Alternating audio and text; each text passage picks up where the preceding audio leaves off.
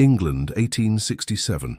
The chandeliers of Hobart House cast a warm golden glow across the grand ballroom, illuminating the faces of London's most distinguished aristocrats.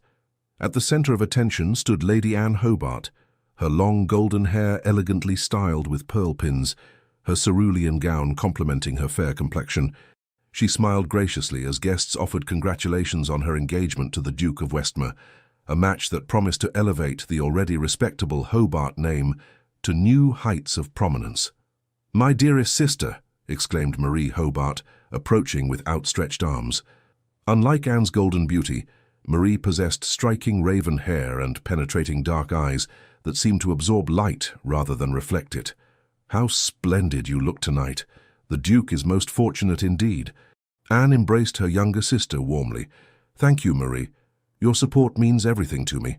From across the room, Charles Blackwood, the Duke of Westmere, observed the sisters with a measured smile. Tall and commanding, with chestnut hair and aristocratic features, he was the most eligible bachelor in 3 counties. The union had been arranged primarily by their fathers, though Anne had been pleased with the match. The Duke was handsome, wealthy, and possessed a certain charm when he wished to display it. "I dare say your sister seems particularly delighted this evening," remarked Lady Pembroke, an elderly countess with a reputation for keen observation. Anne smiled. "Marie has always been my greatest champion." "Indeed," the old woman replied, her eyes narrowing slightly. "How fortunate you are to have such a devoted sister." Later that evening, as the celebration continued, Marie slipped away to the terrace. The cool April air provided relief from the stifling heat of the ballroom. She closed her eyes, breathing deeply, trying to quell the bitterness that had taken root in her heart years ago. "Miss Hobart, are you unwell?" Marie turned to find the Duke of Westmere standing in the doorway, concern etched across his features, or what appeared to be concern. "Your Grace," she curtsied. "Merely seeking a moment of respite. The excitement of the evening has been overwhelming." He stepped closer. "I understand completely. These affairs can be rather suffocating. I would have thought you'd be accustomed to such attention, Your Grace." "Charles, please," he said, his voice softening. "At least when we're away from prying eyes." Marie raised an eyebrow. "That would hardly be proper, sir. You are to marry my sister." "Yes," he replied, his gaze lingering on her face. "A most fortunate arrangement. Anne is indeed fortunate. She will make you a fine duchess." The Duke stepped closer, close enough that Marie could detect the scent of his cologne. "And what of you, Miss Hobart? What fortune awaits you?" Marie turned away, facing the darkened gardens. "I shall remain as I am, the devoted sister, the dutiful daughter." "Always in the shadow?" The words struck her like physical blows. He had articulated the very thought that had tormented her for years. "I must return," Marie said abruptly. "Anne will wonder where I've gone." As she moved to pass him, the Duke gently caught her wrist. "Meet me tomorrow, in the gardens at Aldridge Manor, 2 o'clock. Marie pulled her hand away. "Absolutely not. It would be improper. To discuss my concerns regarding your sister. Surely a brother should be able to consult with his future sister-in-law." Marie hesitated. "What concerns?" "Tomorrow," he repeated. "The Maze Garden at Aldridge, 2 o'clock." Before she could respond, he returned to the ballroom, leaving Marie alone with a dangerous seed planted in fertile ground. The following afternoon found Marie pacing nervously near the entrance to the hedge maze at Aldridge Manor. She had told herself she came only out of concern for Anne, to hear whatever worries the Duke might harbour. Yet deep within, she recognized another motivation entirely. "You came," Charles said, appearing suddenly around the corner of the hedge. Marie startled. "Your Grace." "Charles," he corrected. "We are to be family, after all." "What concerns do you have regarding my sister?" Marie asked directly. The Duke's expression shifted subtly. "Walk with me," he suggested, offering his arm. Against her better judgment, Marie accepted, and they entered the maze together. "Your sister is a remarkable woman," Charles began. "Beautiful, accomplished, everything a duchess should be." "Then what troubles you?" He paused at a stone bench nestled within a small alcove of the maze. "Please sit." When they were seated, Charles continued. "I wonder if you might help me understand her better. She seems distant at times." "Anne has always maintained proper decorum," Marie defended. If you mistake propriety for distance— No, he interrupted. It's more than that. When I look at her, I see a woman playing a role. But when I look at you— His voice trailed off as his eyes met hers. Marie felt her heartbeat quicken. Your Grace, this conversation is most inappropriate. Is it? He asked softly. Is it inappropriate to acknowledge that I may have proposed to the wrong sister? The words hung in the air between them, dangerous and intoxicating. You must not say such things, Marie whispered, though she made no move to leave. Why not? Because society dictates I should marry the eldest? Because your father and mine arranged it so? What of the heart, Marie? The heart has no place in marriages of our station, she replied, repeating the lesson she had been taught since childhood. Charles leaned closer. Then why does mine race whenever you enter a room? Marie stood abruptly. This is madness. You are engaged to my sister. An engagement that can be broken, he suggested. At the cost of her reputation, of our family's standing. Some prices are worth paying, Marie shook her head. You cannot mean this. We barely know each other. Then allow me to remedy that, Charles said, rising to stand before her. Meet me again. Tomorrow. Marie knew she should refuse, knew she should report this conversation to her father or to Anne. Instead, she heard herself say, same time, same place.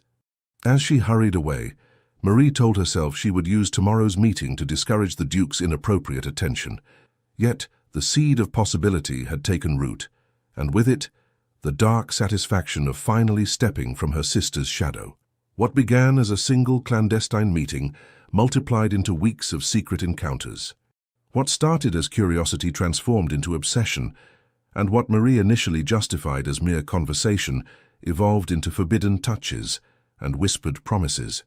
The bitterness she had harbored for years found expression in her growing attachment to Charles, attachment that, to her surprise, seemed genuinely returned. 3 weeks before Anne's wedding, the scandal broke. The Duke of Westmere publicly announced the termination of his engagement to Lady Anne Hobart, and in the same breath declared his intention to marry her younger sister, Marie. Society was aghast, the Hobart family was devastated, and Anne, gentle, trusting Anne, was shattered. The drawing room of Hobart House had never felt so suffocating. Anne sat rigidly on the settee, her face a mask of composure that belied the turmoil within. Opposite her, her father, Lord Edmund Hobart, paced furiously, his face flushed with rage and humiliation.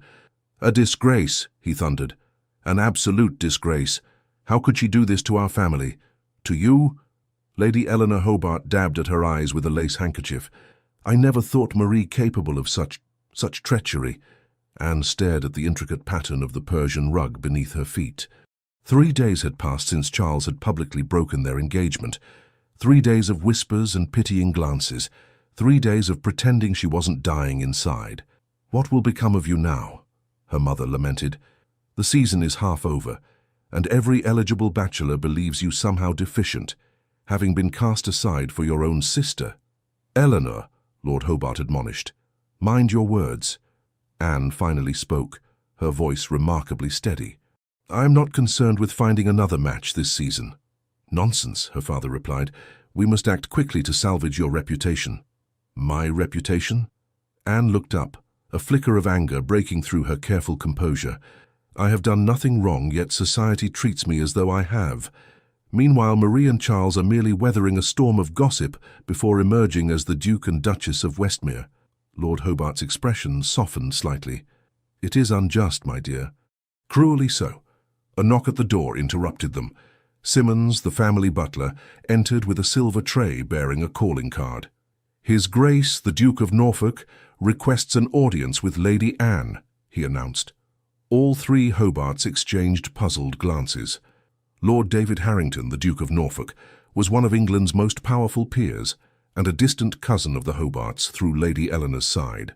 Though he occasionally attended the same social functions, he had never before called specifically on Anne. Show him in, Lord Hobart decided quickly. A visit from such an influential peer might help quell the rumours surrounding the family. Moments later, the Duke of Norfolk entered the drawing-room. Tall and broad-shouldered, with dark hair and penetrating grey eyes, Lord Harrington cut an imposing figure. At 32, he was older than most of society's eligible bachelors, Yet his failure to marry had done nothing to diminish his desirability. "Your Grace," Lord Hobart greeted warmly, perhaps too warmly. "What a pleasant surprise." "Lord Hobart, Lady Hobart," the Duke acknowledged with a respectful bow before turning his attention to Anne. "Lady Anne, I hope I find you well." Anne rose and curtsied. "As well as can be expected, Your Grace." An uncomfortable silence descended upon the room, broken when Lady Hobart suddenly declared, "Edmund, I believe we have that matter to attend to in the library." Lord Hobart looked momentarily confused before understanding dawned. "Ah, yes, that urgent matter. If you'll excuse us, Your Grace. Simmons will remain just outside, should you require anything." Once her parents had departed with transparent haste, Anne gestured to the settee across from her. "Please, be seated, Your Grace." The Duke sat, his posture perfect yet somehow not rigid. "I'll come directly to the point, Lady Anne.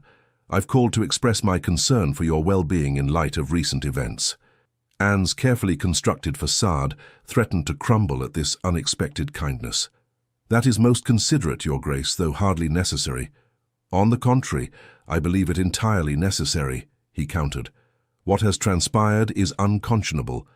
"These things happen in society," Anne said, repeating the platitude her mother had been offering to curious callers. "No," Lord Harrington said firmly, "they do not among honourable people." The bluntness of his response startled Anne into honesty. "Then perhaps my sister and the Duke of Westmere are not honourable people."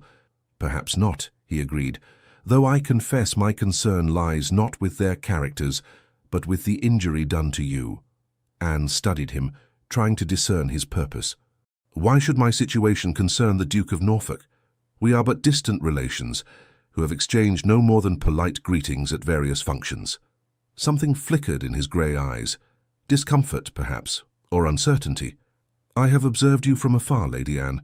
Your grace, your kindness to others, your genuine interest in the less fortunate. These qualities are rare in our circles." "You have observed me?" Anne repeated, astonished. Lord Harrington cleared his throat. "Perhaps observed is not the right word. Noticed, admired, from a respectful distance, I assure you." "For how long?" 3 years, he admitted. "Since Lady Thornbury's midsummer ball, when you spent the evening reading to her blind father rather than dancing." Anne remembered that night. Most of society had considered her decision to attend the elderly Viscount rather than participate in the festivities as peculiar at best, pitiable at worst. "I had no idea," she murmured. "Nor should you have had. I maintained my distance out of respect for your station and youth. When I heard of your engagement to Westmere, I resigned myself to admiring your character from afar, indefinitely." Anne felt a flush creeping up her neck. "And now?" "Now," he said carefully, "I find myself in the position to offer friendship if you would accept it. Nothing more presumptuous than that." "Friendship?" Anne couldn't hide her skepticism. "Your Grace, while I appreciate the sentiment, I am currently the subject of London's most vicious gossip. Associating with me does your reputation no service." The Duke smiled for the first time, a small, controlled expression that nonetheless transformed his serious countenance.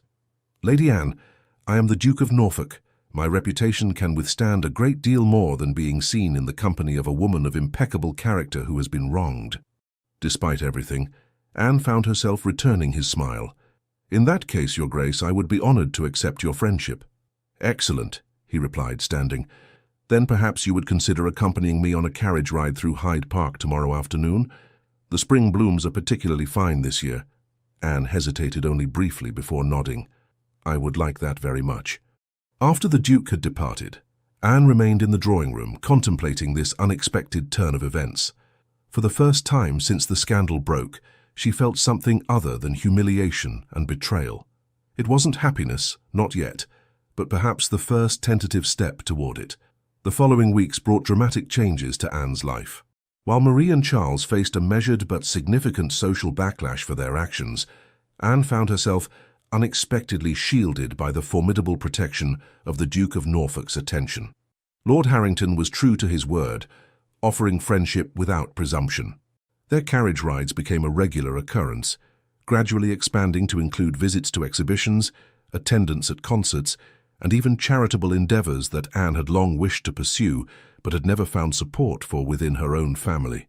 Through these shared experiences, Anne discovered a man far different from the somber, intimidating figure she had previously perceived.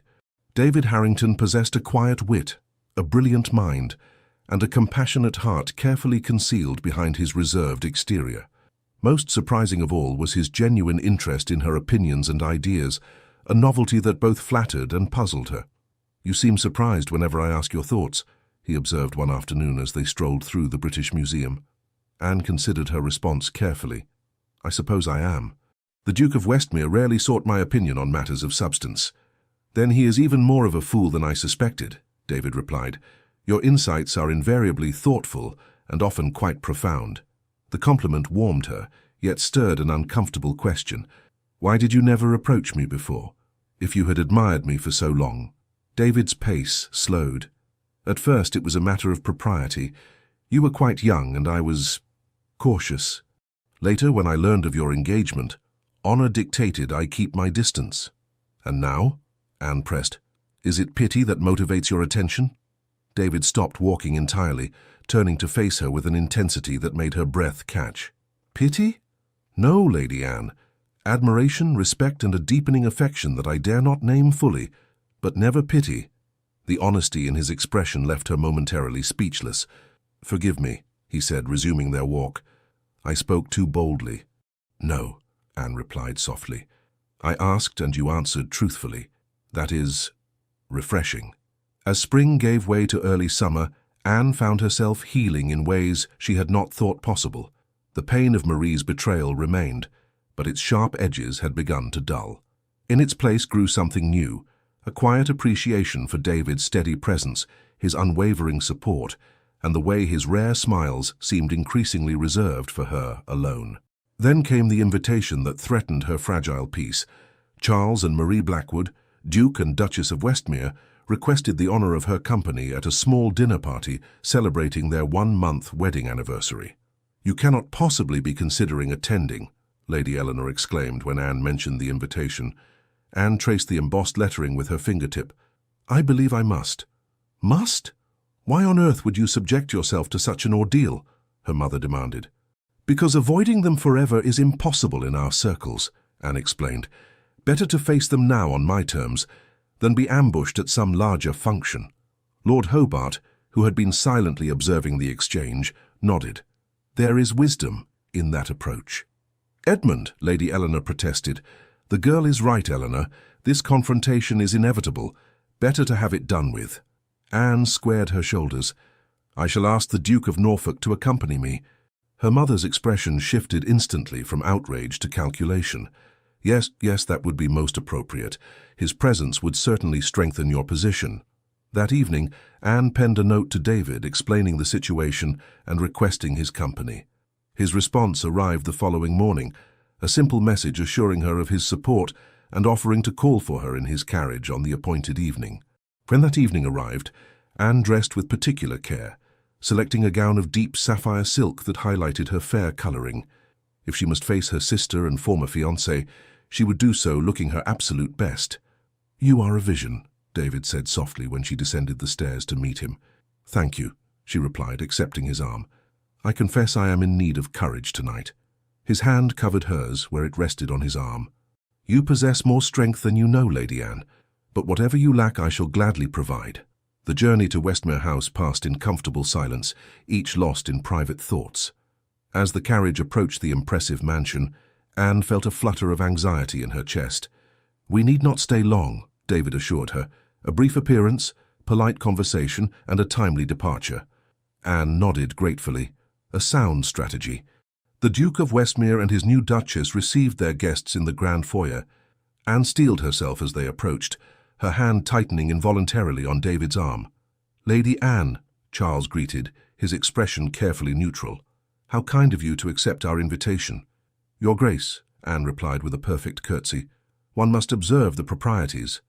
Charles's jaw tightened almost imperceptibly at her pointed remark. Marie stepped forward, her dark eyes seeking Anne's. "Sister, Duchess," Anne interrupted smoothly. "You look well. Marriage clearly agrees with you." A flash of hurt crossed Marie's face before she composed herself. May I present my husband to your companion? Of course, Anne replied. Your Grace, may I introduce Lord David Harrington, Duke of Norfolk? Your Grace, the Duke and Duchess of Westmere. The men exchanged terse bows, sizing each other up with the practiced assessment of aristocrats accustomed to measuring power and influence. Norfolk, Charles acknowledged. I don't believe I've had the pleasure of hosting you before. Indeed not, David replied coolly. I select my social engagements with great care. The implied slight was subtle but unmistakable. Before Charles could respond, a butler announced dinner, providing a timely interruption to the tense exchange. Throughout the meal, Anne maintained a facade of perfect composure, contributing to the general conversation without directly engaging either Charles or Marie. David remained attentive at her side, his steady presence a balm to her frayed nerves. As the gentlemen prepared to withdraw for port and cigars, leaving the ladies to their coffee, Charles approached Anne. "Might I have a private word?" he asked quietly. Anne hesitated, glancing at David, who had paused in the doorway. "A brief conversation in the adjoining sitting room," Charles clarified, with the door open, of course. After a moment's consideration, Anne nodded. "Very well." David's expression darkened with concern.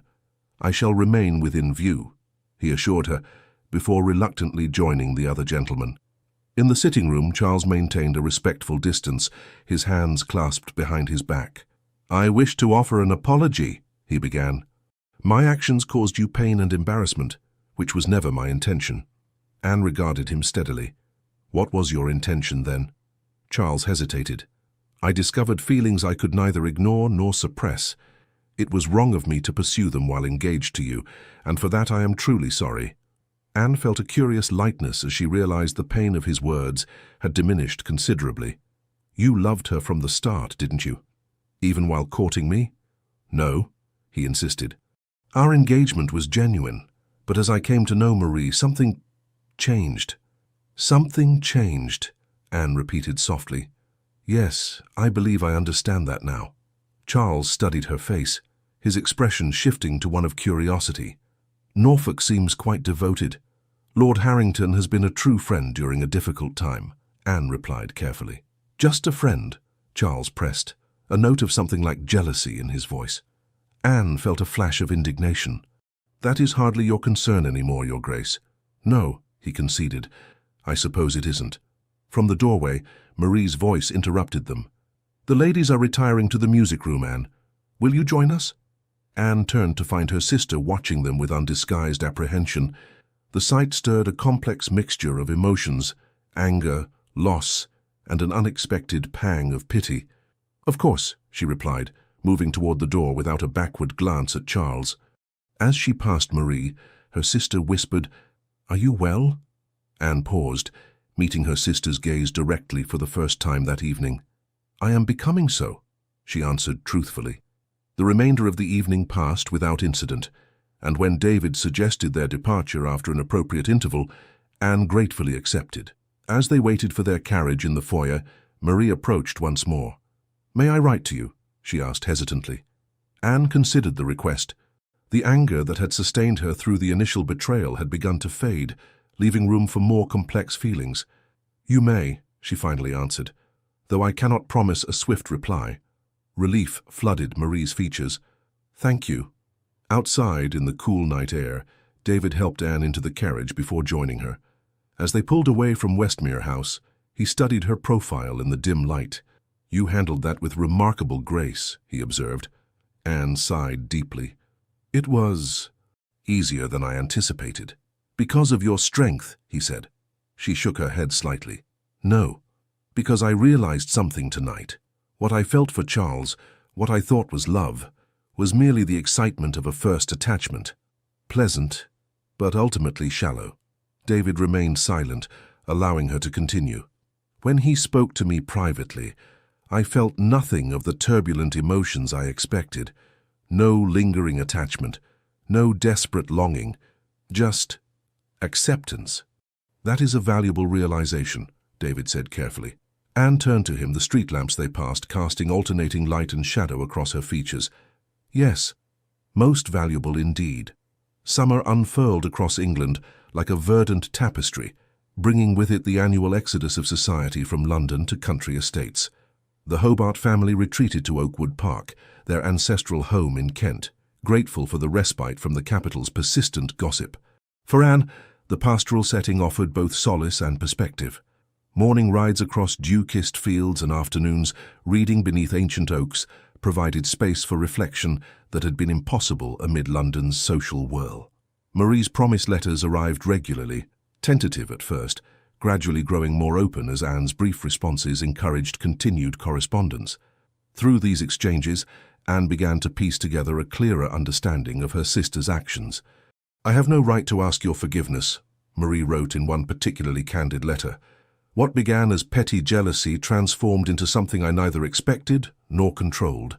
I told myself Charles truly loved me, that it justified everything. Only now do I understand the pain we caused you." Anne found, somewhat to her surprise, that forgiveness was gradually becoming possible.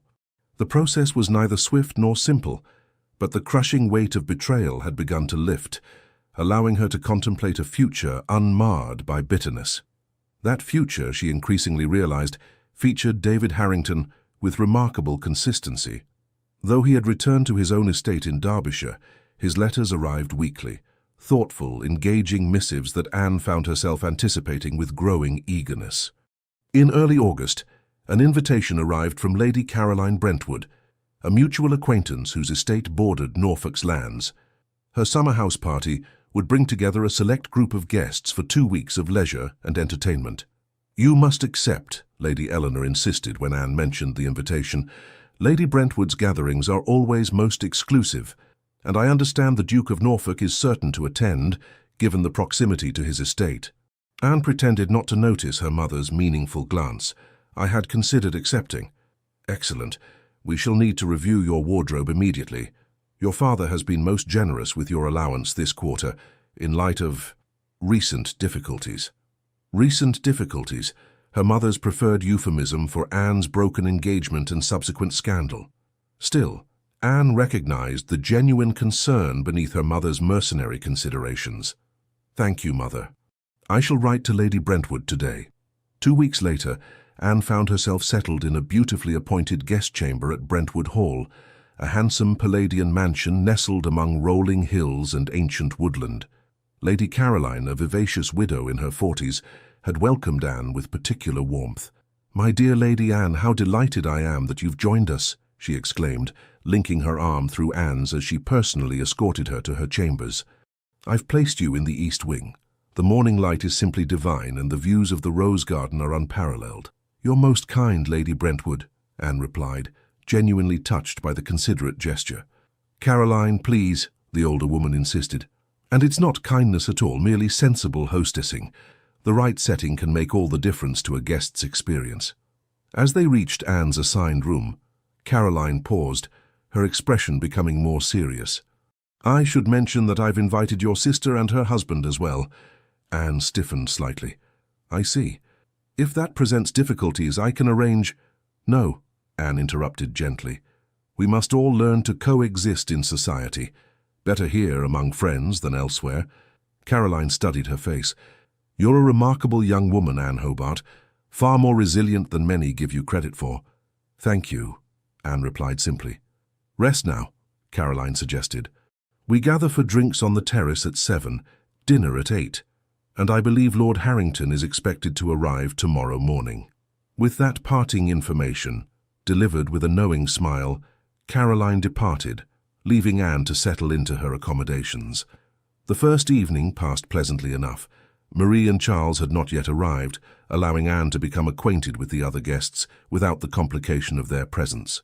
She retired early, citing fatigue from travel, though in truth she wished to be well rested for David's arrival the following day.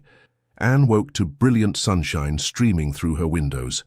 After breakfast with the other early risers, she decided to explore the extensive gardens for which Brentwood Hall was renowned. Armed with a parasol against the August sun, she wandered the formal parterres before discovering a winding path that led to a secluded rose garden enclosed by ancient yew hedges. The garden was a riot of late summer blooms, damasks and centifolias displaying their final flush of the season, while hardier varieties still offered abundant blossoms. Anne inhaled deeply, savoring the mingled fragrances. "I thought I might find you among the flowers." The familiar voice startled her. Anne turned to find David standing at the garden entrance, his tall figure silhouetted against the green hedge behind him. "Your Grace," she greeted, unable to suppress the smile that rose to her lips. "You've arrived earlier than expected." "I found myself eager to reach my destination," he replied, approaching her. "The roads were kind, and my horses swift. Lady Brentwood will be pleased by your promptness." David's expression suggested Lady Brentwood's pleasure was not his primary concern. "You look well, Lady Anne. The country air agrees with you. Thank you. Oakwood Park has been a sanctuary these past weeks. And your correspondence? Has that provided any comfort?" The question held a note of uncertainty, rare in his usually confident manner. "More than you know," Anne admitted. "Your letters have been a great source of pleasure." The word seemed inadequate to describe the anticipation with which she received his correspondence, the care with which she composed her replies, but it was all she dared express. "I am glad," he said simply.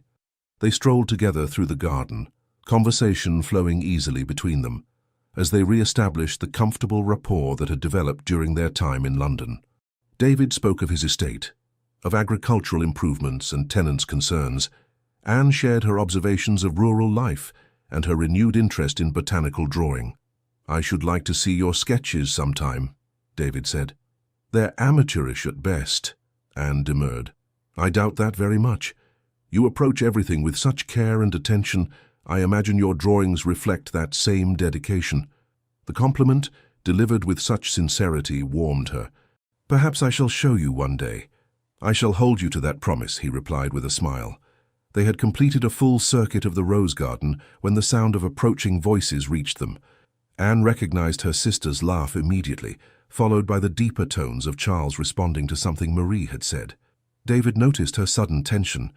"Shall we depart? There are other gardens to explore."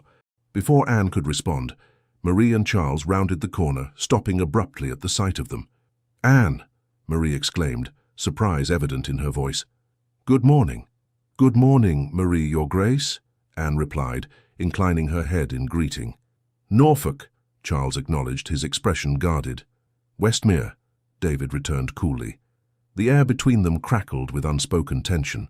Marie glanced anxiously between the men before addressing Anne again. "Lady Brentwood mentioned you'd arrived yesterday. I had hoped to speak with you before dinner." "I'm sure we'll have ample opportunity over the coming days," Anne replied, neither encouraging nor dismissing the overture. David placed a protective hand at the small of her back. "We were just about to explore the woodland walk. Perhaps we shall see you at luncheon." Without waiting for a response, he guided Anne toward a path leading away from the rose garden. Once they were out of earshot, Anne released a breath she hadn't realized she was holding. "Thank you," she said quietly. "For what?" "For understanding. For not forcing a prolonged interaction." David's expression softened. "I would never wish to cause you discomfort, Anne." It was the first time he had addressed her without her title, and the intimacy of it sent a flutter through her chest. Rather than correcting him or drawing attention to the familiarity, she simply smiled, letting the moment exist between them. They spent the remainder of the morning exploring the estate's extensive grounds, returning to the house just as the luncheon bell sounded. The next several days established a pleasant rhythm, mornings spent in various activities arranged by their hostess, afternoons left to guests' discretion, and evenings filled with music, cards, and conversation. Anne found herself gravitating toward David's company whenever possible, a preference their hostess seemed to encourage, with subtle manipulations of seating arrangements and activity pairings. Marie made several attempts to engage Anne in private conversation, which Anne neither encouraged nor rebuffed, maintaining a polite distance that gradually softened as the days passed. On the 5th day of the house party, Caroline announced a picnic excursion to a picturesque ruined abbey located on the estate's grounds. The weather proved perfect, warm sunshine tempered by a gentle breeze, fluffy white clouds drifting across an azure sky. As the guests scattered across the grassy expanse surrounding the ancient stone ruins, Anne found a quiet spot beneath the shade of a sprawling oak. David, who had been engaged in conversation with their host, soon joined her. "May I?" he asked, gesturing to the empty space beside her on the blanket. "Of course," she replied, making room for him.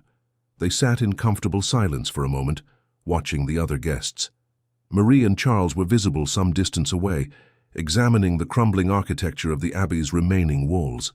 "You seem more at ease in their presence," David observed. Anne considered this.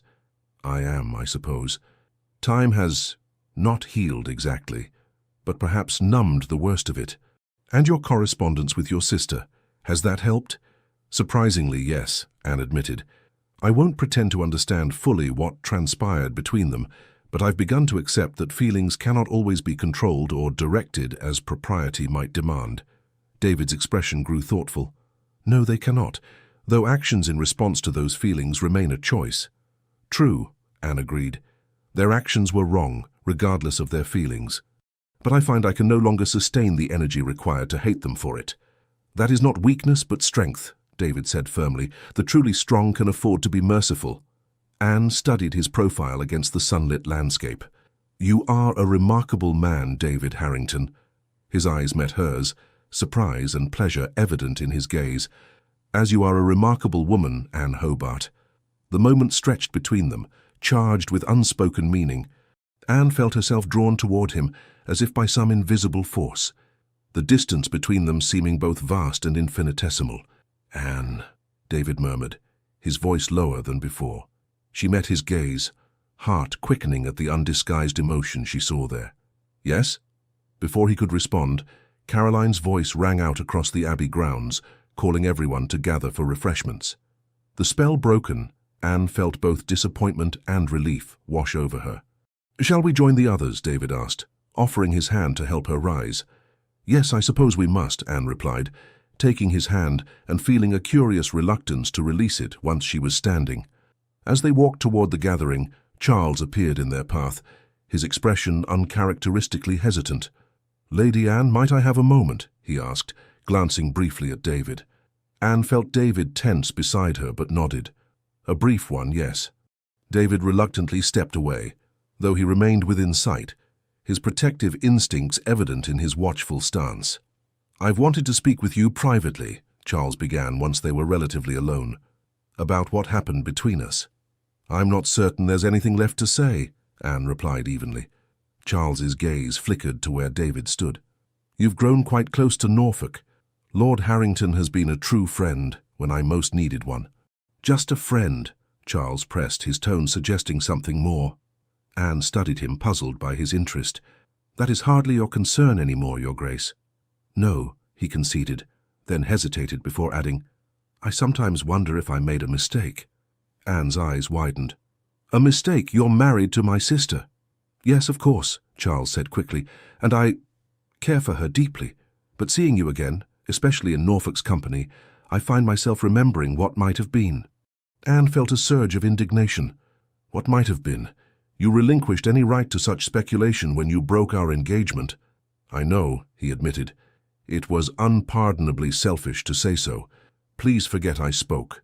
"Gladly," Anne replied coldly. "Now, if you'll excuse me, I believe refreshments are being served." She turned away, her composure intact but her thoughts in turmoil. What game was Charles playing? And why now, when she had finally begun to heal? David met her halfway, concern etched on his features. "Are you well? What did he want?" "Nothing of importance," Anne assured him, though her voice trembled slightly. "A misguided attempt at, I'm not entirely sure what." David's expression darkened. "If he has upset you—" "He hasn't," Anne interrupted firmly. "Not in the way you might think. I'm merely confused by his behavior." They reached the gathering where footmen were distributing glasses of champagne and plates of delicacies. Anne accepted a glass, sipping the cool, sparkling wine as she tried to make sense of Charles's words. Across the lawn, she caught sight of Marie watching her with an unreadable expression. When their eyes met, Marie approached hesitantly. "Might I speak with you, Anne?" "Alone?" Anne glanced at David, who nodded his understanding and moved discreetly away.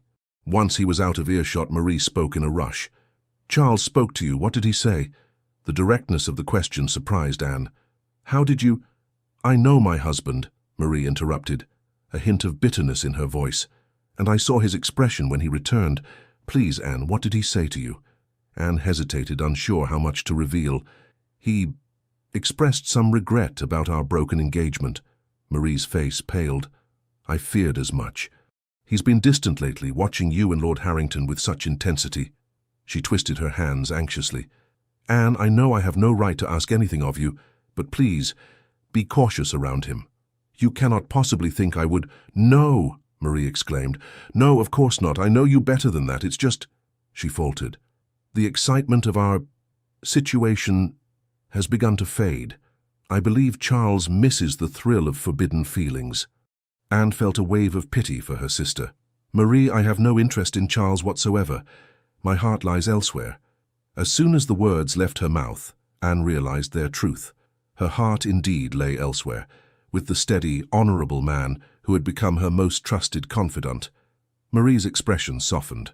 With Lord Harrington? When Anne didn't deny it, Marie continued, I've seen how he looks at you, how you look at him. It's different from what you had with Charles. Deeper, somehow.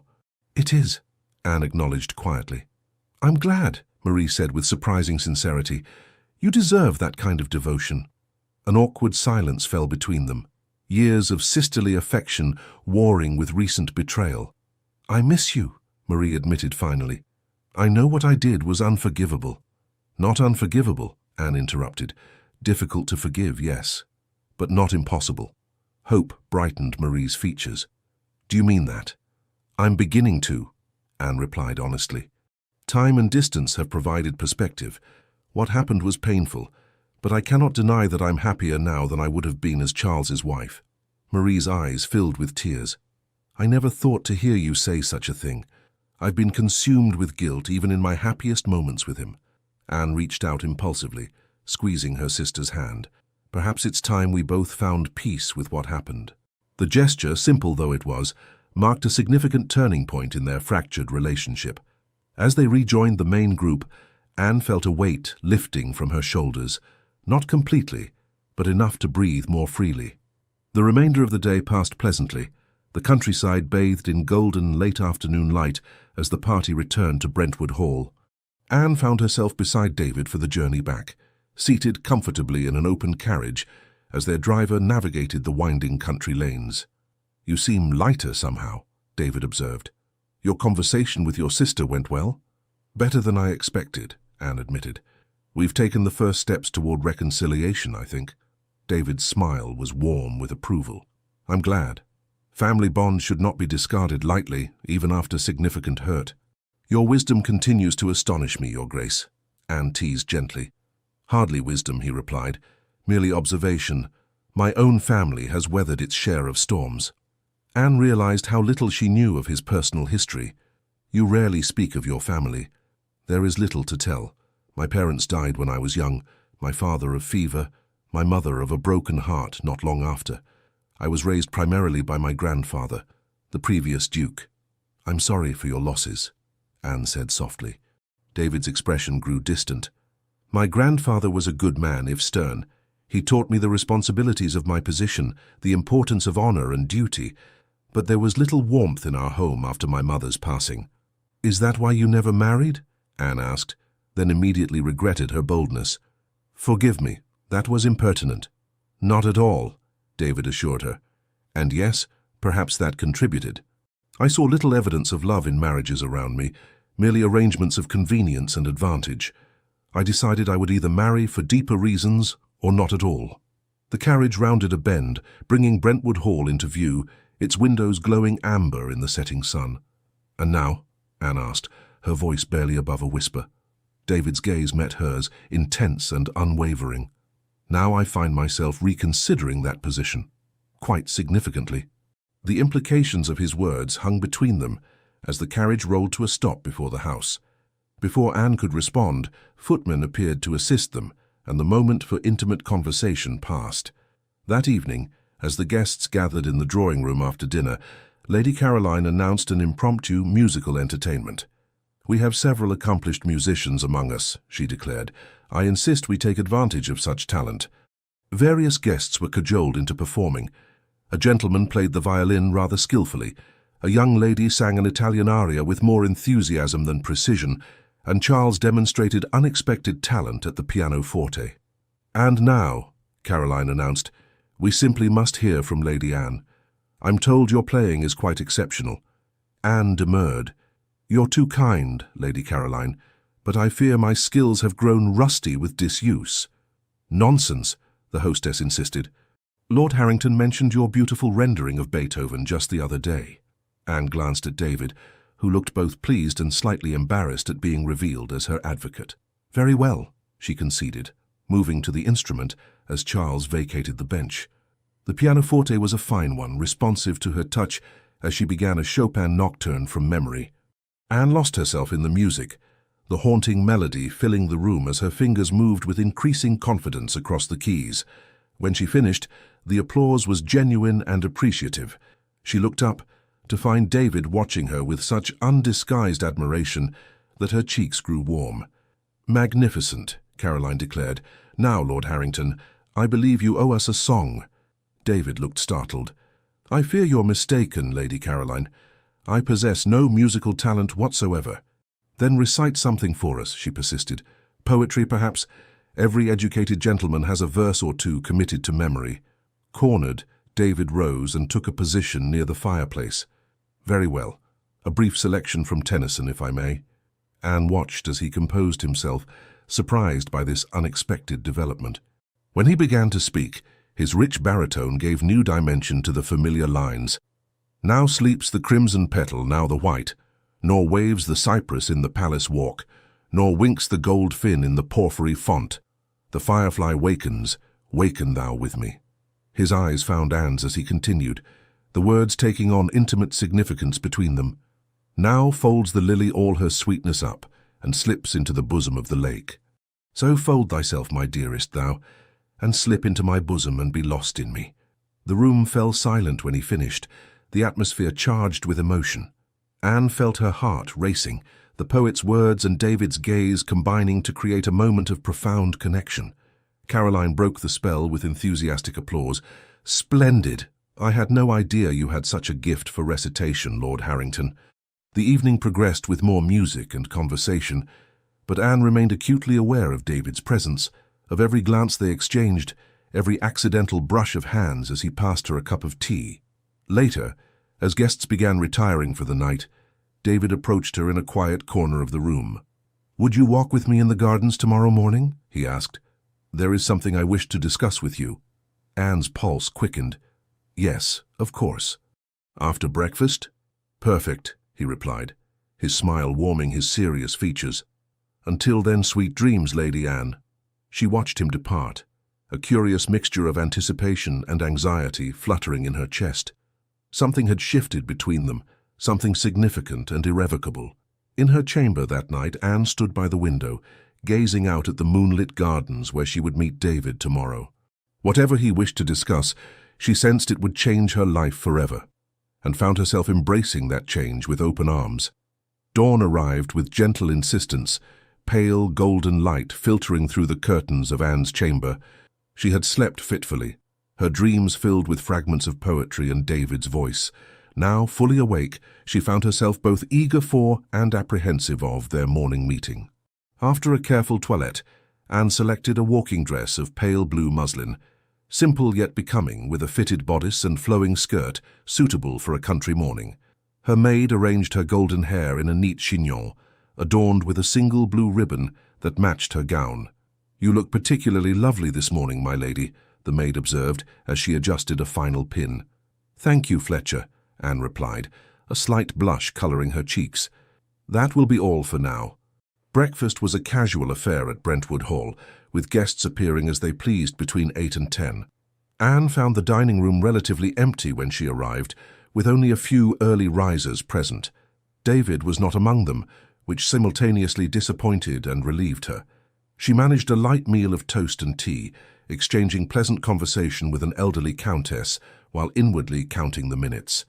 At 9:30 she excused herself and made her way toward the garden terrace. The morning was perfect, warm sunshine tempered by a gentle breeze, the gardens fragrant with late summer blooms. Anne followed the familiar path to the rose garden where she had first encountered David upon his arrival at Brentwood Hall. The symmetry seemed appropriate somehow, He was already there, standing beside a marble bench, his tall figure silhouetted against the verdant hedge behind him. When he turned and saw her, his expression brightened perceptibly. "Lady Anne," he greeted, moving forward to meet her. "You look beautiful this morning." "Thank you, Your Grace," she replied, suddenly shy under his admiring gaze. "It's a lovely day for a walk." "Indeed," he agreed, offering his arm. "Shall we?" They strolled in companionable silence for a time, following the winding paths through immaculately tended gardens. Anne sensed David gathering his thoughts, and did not press him, content to wait until he was ready to speak. Eventually they reached a secluded alcove, furnished with a stone bench overlooking a small, ornamental pond. David guided her to the bench, and once she was seated, took a position beside her, maintaining a proper distance while still conveying intimacy. "I've rehearsed this conversation a dozen times," he began with uncharacteristic hesitation. "Yet now I find myself struggling for words." Anne's heart quickened. "Sometimes the simplest words are best," she suggested softly. David smiled at that. "Wise counsel, as always." He took a deep breath. "Very well then. Simple words. Anne Hobart, from the moment I first truly saw you, not merely observed but saw, I have admired you deeply." Anne remained silent, scarcely breathing as he continued. "Your grace in adversity, your kindness to those around you, your quiet strength, these qualities captivated me long before recent events brought us into closer acquaintance. What began as admiration has grown into something far more profound." He shifted slightly to face her more directly. "I had resigned myself to admiring you from afar, believing you destined for another. When circumstances changed, I permitted myself to hope, cautiously at first, then with increasing conviction as our friendship deepened." "David," Anne whispered, using his given name without hesitation. He reached for her hand, enclosing it gently between both of his. "I love you, Anne, wholly, completely, irrevocably. I cannot imagine a future without you by my side." The simple declaration, delivered with such earnest emotion, brought tears to Anne's eyes.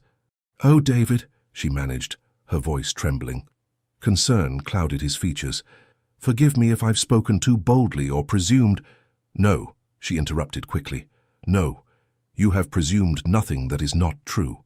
She gathered her courage and continued. "My heart is yours, David. I believe it has been from the moment you first called upon me after everything happened. You saw me at my lowest point, yet treated me with such dignity and respect." Relief and joy transformed his expression. "Then you would consider, that is—" He paused, composing himself with visible effort. "Lady Anne Hobart, would you do me the extraordinary honor of becoming my wife?" Though she had anticipated the question, hearing it spoken aloud still took her breath away. "Yes," she answered without hesitation. "Yes, with all my heart." David's composure finally broke, his reserved demeanor giving way to unrestrained happiness. He lifted her hand to his lips, pressing a fervent kiss to her knuckles. "You have made me the happiest of men." "And I the happiest of women," she replied, her eyes shining with unshed tears of joy. For a moment they simply gazed at each other, savoring the profound shift in their relationship. Then, with characteristic thoughtfulness, David said, "I should speak with your father as soon as possible. Perhaps we might return to London earlier than planned." "Yes," Anne agreed, "though I confess I'm reluctant to leave this place. It will forever hold a special place in my memory now." "As it will in mine," David assured her, "but we have a lifetime of memories to create together, my love. This is merely the beginning."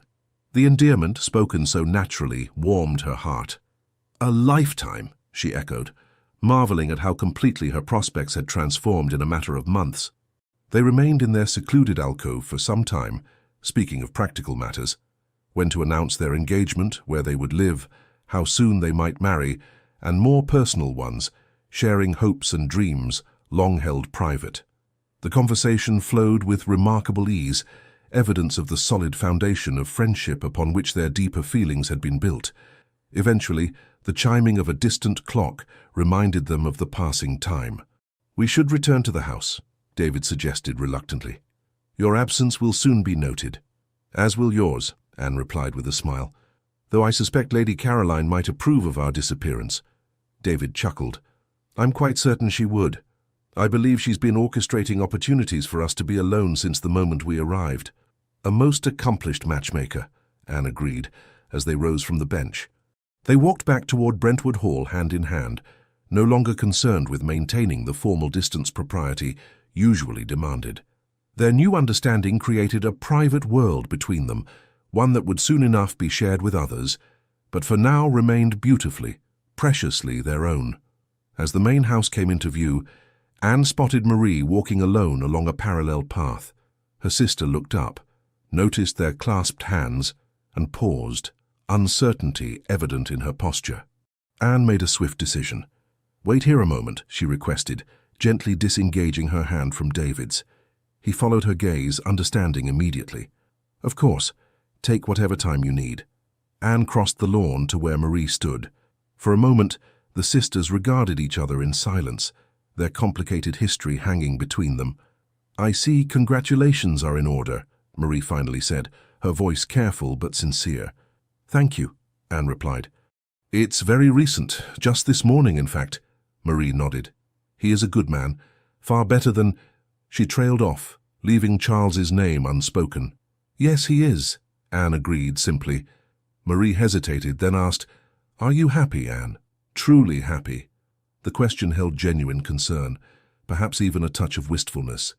Anne considered her answer carefully. "I am," she said finally. "Not in the way I once imagined happiness would feel, all excitement and grand gestures. This is deeper, calmer, more certain." Understanding flickered in Marie's dark eyes. "That sounds like something worth cherishing." "It is." Anne paused, then added, "I hope you find that certainty too, Marie, in your own way." A shadow crossed Marie's face, quickly masked. "Perhaps. Charles and we have much to learn about each other still." The implication was clear. What had begun in passion now required the harder work of building a lasting bond. Anne felt a surprising surge of sympathy for her sister. "You will find your way," she offered, "just as I have found mine." Marie's eyes brightened with unshed tears. "Thank you, Anne, for everything. Your forgiveness, most of all." Anne reached out impulsively, squeezing her sister's hand. Family remains even when everything else changes. The gesture, simple though it was, seemed to bridge some of the distance between them. Not completely. Some chasms were too wide to close entirely, but enough to allow the possibility of a new relationship, different from what had been, but perhaps, in time, equally valuable. With a final nod of understanding, Anne returned to where David waited. He received her with a questioning look. "All is well?" he inquired gently. "Getting there," Anne replied honestly. "Some wounds heal slowly, but they do heal." David's smile was warm with approval. "How your capacity for forgiveness is remarkable." "Not forgiveness, precisely," Anne clarified. "Understanding, perhaps, and a choice to move forward rather than remain anchored to past hurts." "Wise as well as beautiful," David murmured, offering his arm once more. "Shall we face the house party together, my love?" Anne placed her hand on his arm, feeling the solid strength beneath the fine fabric of his coat. "Together," she agreed. "Now and always." They entered Brentwood Hall side by side, ready to share their joy with the world. Lady Caroline, ever observant, noted their radiant expressions immediately and gave them a knowing smile from across the drawing room. Within hours, news of their engagement had spread throughout the house party. Congratulations flowed, along with speculations about the wedding and the merging of two great estates. Through it all, Anne remained grounded by David's steady presence at her side, his quiet joy matching her own. That evening, during a moment of relative privacy on the terrace, David presented Anne with a ring, an exquisite sapphire surrounded by diamonds, set in platinum. "It was my mother's," he explained as he slipped it onto her finger. "My grandfather gave it to me before he died, saying it should adorn the hand of the woman who would one day hold my heart." Anne admired the way the stones caught the evening light. "It's beautiful, David. I shall treasure it always." "As I treasure you," he replied, raising her hand to his lips. The following day, arrangements were made for their early departure from Brentwood Hall. Lady Caroline, though expressing appropriate disappointment at losing them as guests, was clearly delighted by the outcome of her matchmaking efforts. "I knew from the moment I saw you together in London last season," she confided to Anne as they said their farewells. Such a perfectly suited pair, in intellect, in character, in heart. I merely provided the setting. You two did the rest. Nevertheless, we owe you our gratitude, Anne replied warmly. Brentwood Hall will always hold special memories for us. You must return for your anniversary each year, Caroline insisted. I shall expect it. The journey to London passed swiftly, filled with conversation about their future together. David spoke of Harrington House, his London residence, and Norfolk Park, his country estate in Derbyshire. It needs a woman's touch, he admitted. The house has been without a mistress for too long, but the grounds are beautiful. Rolling hills, ancient woodlands, a lake that reflects the sky perfectly on still mornings. It sounds wonderful, Anne said, already imagining walks together through those woodlands, picnics by the lake, a lifetime of shared moments in their own private paradise. It will be, with you there, David assured her. Everything will be. Lord and Lady Hobart received news of their arrival, and the reason for it with mixed reactions. Lord Hobart was clearly delighted by the match, the Duke of Norfolk representing an even more prestigious connection than the Duke of Westmere had been. Lady Hobart, while pleased with the social elevation, seemed more genuinely moved by her daughter's evident happiness. "You look radiant, my dear," she observed, as they sat together in the drawing-room after dinner, the men having retired to Lord Hobart's study to discuss settlements. "Positively transformed." "I feel transformed," Anne admitted. "I never imagined I could be so happy, especially after that unpleasantness with Westmere," her mother finished firmly. "Well, it seems that unfortunate episode led to something far better. Norfolk is a fine man, reserved perhaps, but steady and honourable." "He is all of those things," Anne agreed, "and so much more when you truly know him." Lady Hobart patted her hand. "I am pleased for you, Anne, truly pleased." The formal announcement of their engagement appeared in the Times the following week, setting London society abuzz with speculation and congratulations. Letters arrived from friends and acquaintances, including a particularly warm note from Marie. "Dearest Anne, words cannot express how truly happy I am for you. Lord Harrington is everything a husband should be, honourable, devoted, and clearly besotted with you. The way he looks at you, it is as if you are the sun around which his world revolves. I pray that you will find in marriage all the joy and fulfilment you so richly deserve. Perhaps in time, our families might find occasions to meet without painful memories overshadowing the present. With deepest affection, Marie." The letter touched Anne deeply, representing another small step toward healing the rift between them. She replied with equal warmth, expressing hope for the future of their relationship as sisters and eventually as friends once more.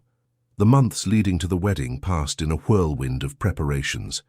David proved to be an attentive fiancé, involved in planning their future together. While never overwhelming Anne with excessive dictates or demands, they discovered a natural compatibility in tastes and preferences that boded well for their shared life. On a crisp October morning, with autumn colours painting the trees in shades of gold and crimson, Anne Hobart became the Duchess of Norfolk in a ceremony at St. George's, Hanover Square. The church overflowed with aristocracy and gentry, all eager to witness the culmination of what had become London's most romantic tale of the season.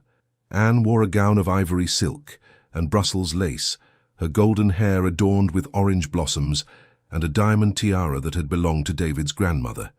As she walked down the aisle on her father's arm, her eyes found David waiting at the altar, his expression one of such profound love and reverence that she nearly wept with joy. Their vows were exchanged with steady voices and unwavering certainty. When David placed the gold band on her finger, his hand trembled slightly, the only outward sign of the deep emotion he contained within his dignified exterior. "With this ring, I thee wed," he promised, his grey eyes holding hers. "With my body, I thee worship, and with all my worldly goods, I thee endow." The ancient words, spoken with such sincerity, sealed their bond before God and man. The wedding breakfast that followed at Hobart House was a sumptuous affair, yet Anne found herself eager for it to end, longing for the moment when she and David would depart for Norfolk Park to begin their life together in earnest. That moment finally arrived in late afternoon. As their carriage pulled away from Hobart House amid a shower of rice and rose petals, David took Anne's hand in his. "Happy, my Duchess?" he inquired, his smile warming his serious features. "Perfectly so, my Duke," she replied, squeezing his hand, "though I can scarcely believe it's real, that you are truly mine, and I yours." "Believe it," he assured her, lifting her hand to his lips. "For all our days, Anne, for all our days." As their carriage carried them toward their future together, Anne reflected on the strange, winding path that had led her to this moment. The pain of betrayal that had once seemed insurmountable had ultimately guided her to a deeper, truer love than she had ever imagined possible. What she had once perceived as the worst of fortunes had revealed itself, in time, to be the greatest blessing. In losing Charles, a man who had never truly seen or valued her, she had found David, whose steady heart and unwavering devotion had become her anchor and her joy. And in that joy, she had also found the strength to forgive, to heal, and to embrace a future brighter than any she had dared to dream.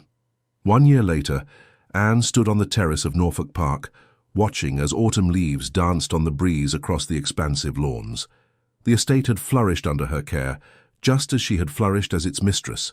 Strong arms encircled her from behind, and she leaned back against her husband's solid chest with a contented sigh.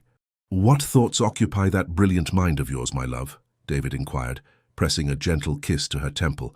"I was thinking about how life can surprise us," she replied. "How what seems like an ending can actually be a beginning." David turned her in his arms to face him. "A philosopher as well as a duchess," he teased gently. Anne smiled up at him. "I received a letter from Marie this morning. She and Charles are expecting their first child in the spring." "And how do you feel about that news?" The question was asked with genuine concern, evidence of his constant care for her emotional well-being. "Happy for them," Anne answered honestly, "and grateful for our own blessings." Her hand drifted to her own slightly rounded abdomen, where their child grew steadily. The news of her pregnancy, confirmed just a month ago, had brought David to tears of joy, a rare display of unbridled emotion from her usually composed husband. "Speaking of blessings," David murmured, covering her hand with his own, "how are you feeling today?" "Wonderfully well," she assured him. "The morning sickness has finally subsided." Relief softened his features. "Good. I hate to see you unwell, even for such a joyous cause." Anne reached up to touch his cheek. "David Harrington, I would endure far worse to bear your child, though I appreciate your concern." He turned his face to press a kiss against her palm. "I never imagined such happiness was possible," he confessed. "For so many years I observed life rather than truly living it. Now, with you, every moment feels precious and real. Even the ordinary ones," Anne teased gently. "Especially those," he affirmed. "Breakfasting together, reading in the library, walking the grounds. These simple pleasures with you bring me more joy than all the grand occasions of my previous existence." Anne's heart swelled with love for this man who had transformed her life so completely. "I feel the same," she told him. "Every day with you is a gift I never take for granted." Behind them, the great house of Norfolk Park stood solid and welcoming, its windows reflecting the golden autumn light. Before them stretched the vast estate that would one day belong to the child they had created together.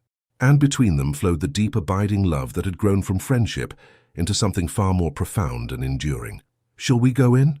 David suggested, as a chill breeze rustled the fallen leaves. "Cook has promised your favorite dessert for dinner." Anne nodded, taking his offered arm. "Lead on, my Duke." Together they walked toward the house, two people who had found in each other not merely passion or convenience, but true partnership. Their story, which had begun in betrayal and heartache, had blossomed into one of profound love and lasting joy, proof that sometimes the most difficult journeys lead to the most perfect destinations. Dear listener, tonight, as the stars quietly watch over your rest, allow me to share a truth that Anne revealed to us, not through grand gestures, but in the quiet strength of her heart. She chose herself first, and it was in that simple, sacred act of self-love that true love found its way to her. At the very moment when pain threatened to shape her destiny, Anne did something courageous. She refused to let betrayal define her. She refused to let her heart turn bitter. Instead, she chose peace. She chose dignity. She chose to honor who she was, even if the world had momentarily forgotten. And it's here, dear friend, that your story gently touches hers. You who have lived through seasons of joy and sorrow, who carry within you decades of wisdom, you know that life rarely goes as planned. But you also know this deeper truth. Choosing yourself isn't selfish. It is the most noble act of survival. When Anne walked into that room, where her sister Marie stood as a new duchess beside the very man who had once been promised to her, she didn't go looking for revenge or attention. She went to stand tall, to reclaim her place, to remind herself she was never less than. And it was in that quiet radiance that David, the Duke of Norfolk, saw her, truly saw her, not as someone broken, but as someone beautifully whole. Love found Anne, because she had already found herself. So tonight, as you lay your head to rest, I invite you to remember, it is never too late to choose yourself, to say, I deserve peace, I deserve joy, I deserve to be cared for. And maybe that care starts with something small, a warm cup of tea you prepared just for you, a moment watching the sunset from your favorite window, or simply whispering to yourself, I did my best today, and that is enough. Anne's story reminds us of something gentle yet powerful. When we choose ourselves, life begins to meet us right where we are, sometimes in the form of unexpected love, other times in healing, and often in the soft quiet of a night well lived. Rest well tonight. Feel protected, cherished, and at ease. Tomorrow is a new beginning, a new chance to stand in your light, and when you do, don't be surprised if love, in one of its many forms, begins to find you too. With all our heartfelt gratitude for letting us share these evenings with you, Legends of the Fall team. Thank you for staying with us until the very end of this story. If Anne's journey touched your heart, we invite you to subscribe, like, comment, and share this video with someone who might need a little hope today. Your support, truly from the bottom of our hearts, keeps us motivated to continue creating stories filled with love, redemption, and beautiful twists of fate. And don't go just yet. At the end of this video, another heartfelt story awaits you. Click and be surprised by more unforgettable tales from our world of Legends of the Fall.